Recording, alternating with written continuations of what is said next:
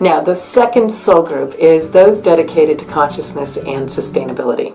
Okay, so let me just say that having come up into my life in this body, in this time frame, in my family, and my makeup, I have been an advocate for consciousness in business since as long as I can remember.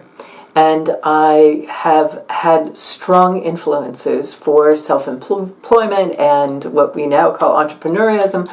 And these two worlds have integrated in me for many, many, many years.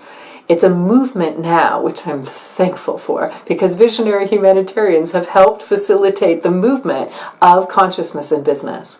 So when I started to talk about and get the information that this second soul group had to do with consciousness in business, I was actually adding too many filters to it. And I started to see that, it's consciousness and sustainability in business. But even that was that filter, because that business filter needed to actually take a step back so that we could see that this second soul group are those of us who are dedicated to facilitating and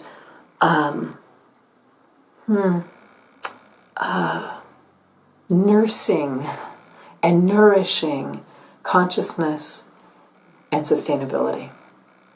Now, these words are triggered with all sorts of hype, I know. So this is one that we'll spend time together, I'm sure, kind of teasing out and helping add new understanding to in our time together. Those of us dedicated to consciousness may be praying over our meals. We may be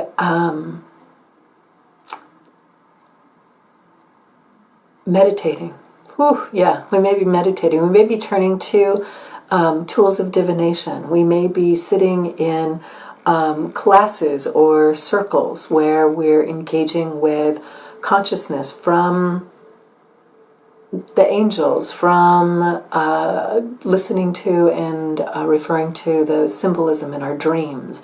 We may be taking our studies in psychology, mythology, spirituality, numerology, like we could go on and on and on, right? And then blending all of that, not as separate categories, but starting to see where consciousness is speaking through these many different platforms as ways for us to expand consciousness. Hope you followed me on that one. And then sustainability can be like some of the visionary humanitarians who have created things that are changing the ways that we as a mass, particularly here in the United States, I can say this, that there's an awareness of the importance of our immediate environments and the way we live in them to become sustainable. Now, I say that because that's an aspect that I embrace. But you may live in the United States and have no understanding of that whatsoever. But you may, if you are a member of this soul group, understand what it's like to sustain your own energy.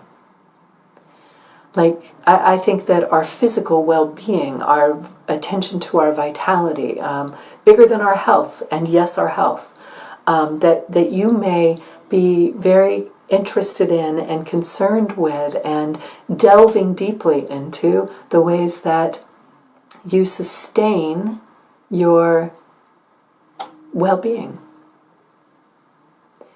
And you may do that by how you eat or what you do and don't drink, which reminds me, I'm going to take a sip of my tea.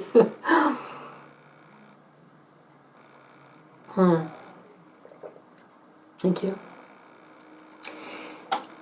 You may be involved in sustainability in the ways that we see sustainability movements, but then it may be very personal and engaged in how do I sustain my energy? How do I sustain love and peace in my own home? How do I sustain my commitment? It's a charged word, isn't it? That my heart-centered full-on commitment to living my soul's desires. So there's sustainability that can be expressed in many, many ways. This group continues to expand and inform me, but at the moment, the best way I know to describe it is those of us who are dedicated in our own unique ways to facilitating consciousness and sustainability.